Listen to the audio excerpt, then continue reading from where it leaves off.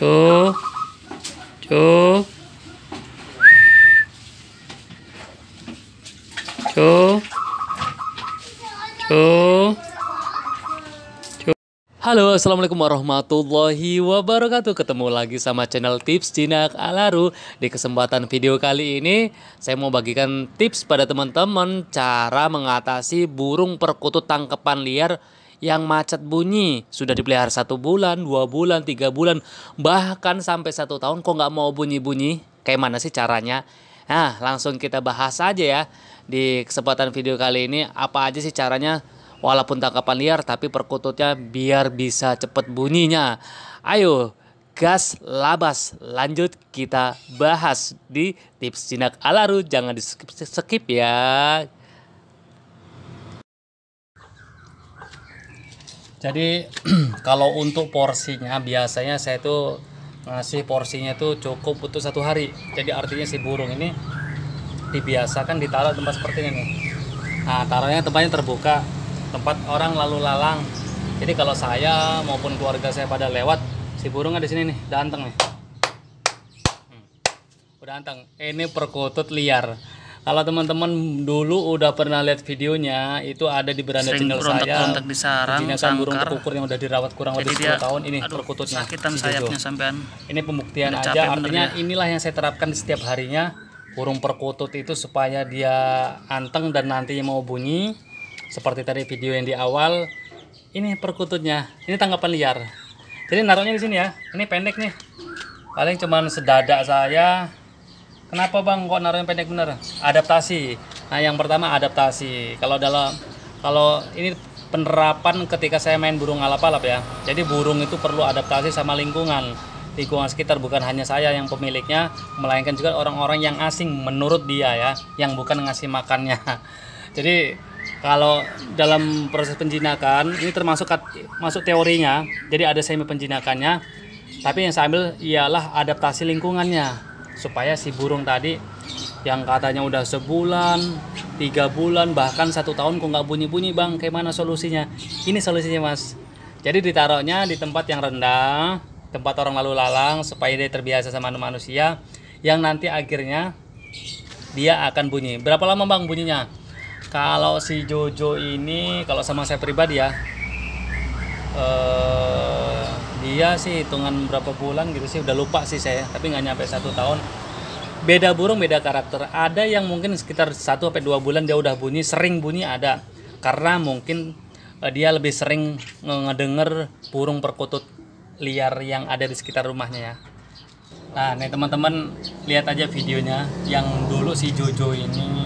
Kalau masih ada filenya nanti saya kasih lihat video dia ketika memang lagi proses penjinakan sama setelah dia udah jinak, udah gacornya. Cow, yang perempuan ya. Iya.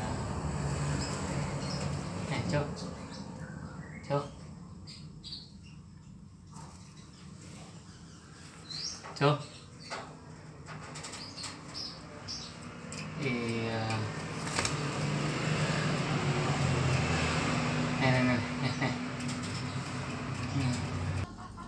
Oh.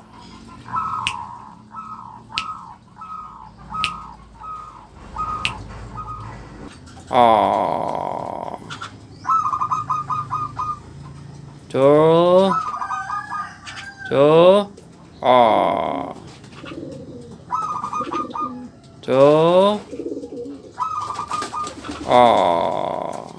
Cu. Oh. Cu. Lagi. Tambahin lagi. Cu. Cucu.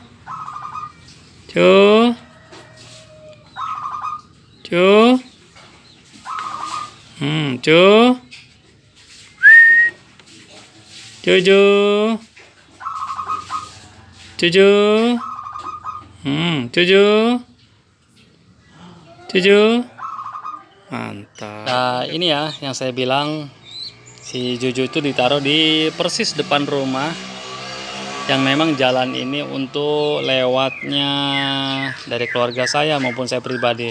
Jadi si Jojo ini saya taruh sangkarnya rendah bener nih, paling sekitar dada aja. Tuh, setiap hari si Jojo ditaruh di sini sangkarnya.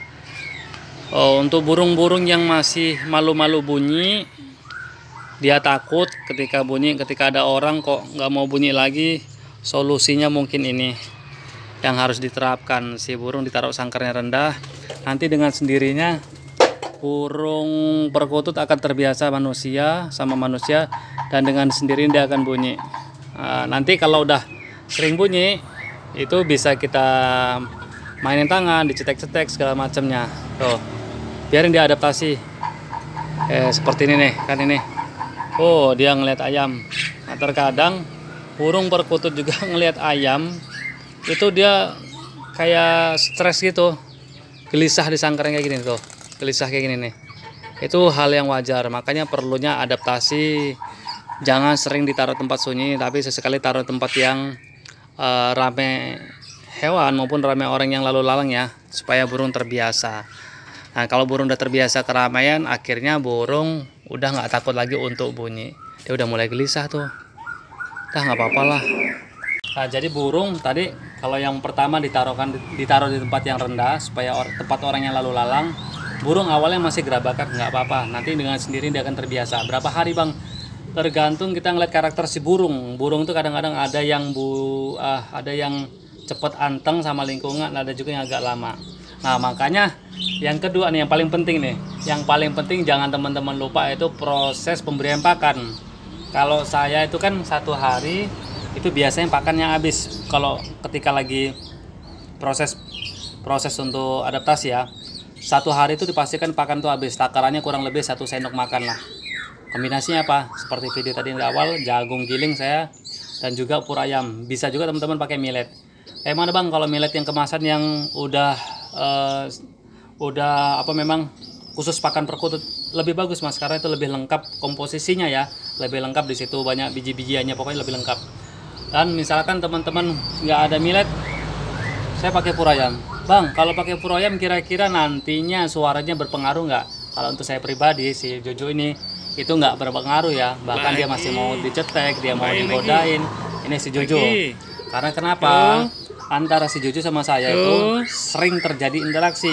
Misalkan setiap hari saya kan kasih makan tuh. Jadi makanya saya bilang tadi, tahap pertama digantungkan tempat pendek, yang kedua tuh yang perlu diingat jadwal makannya setiap hari harus pasti kita isi. Karena kenapa? Supaya si burung terbiasa sama kita. Dia paham, oh tuannya nih yang mau kasih makan itu dia paham. Dan yang ketiga, perkutut yang males bunyi itu yang jelas 2 faktor tadi itu ya yang paling kuat. Yang 2 faktor, dia nggak kenal sama tuannya, dia takut sama lingkungan, dan yang paling penting lagi yang ketiga, burung kurang sehat. Nah, ini pemicu yang paling kadang-kadang teman-teman nggak sadar ya. Nggak sehat itu di mana? Pola makannya mas. Memang yang paling bagus sih kalau saya pribadi rekomendasikan dia dengan millet putih, atau mungkin pakanan tadi yang siap jadi ya, yang beli di kios. Nah, itu boleh. Dari segi pakan mempengaruhi, karena kenapa? Si Jojo kalau intensitas saya kasih millet terus, dia birahinya naik. Burung perkutut khususnya kalau dikasih millet biji-bijian birahi naik, otomatis dia lebih gacor, intensitas bunyinya lebih sering. Terlebih kalau mau dicobanya dipancing pakai MP3. Kalau pakai MP3 dia sering nyaut, berarti udah mulai muncul tuh biranya. Itu biasanya burung indikasinya. Dan kalau dia udah mulai sering bunyi, boleh nanti digoda-goda. Teman-teman boleh buktikan, boleh juga dicoba di rumah buat perkutut tangkapan liar. Ini si Jojo buktinya. Tangkapan liar diterapkan tadi, gantung jangan tertinggal tinggi, taruh tempat lalu lalang yang orang lewat, dan juga kasih makan itu setiap harinya harus ganti isi makannya, karena dipastikan setiap hari habis. Kenapa bang nggak dibuat seminggu aja? Jangan, nanti burung nggak akan kenal sama kita. Dan yang ketiga, jaga kondisi kesehatan burungnya, terutama dari kandangnya. Nih, kalau si Jojo memang baru saya bersihin.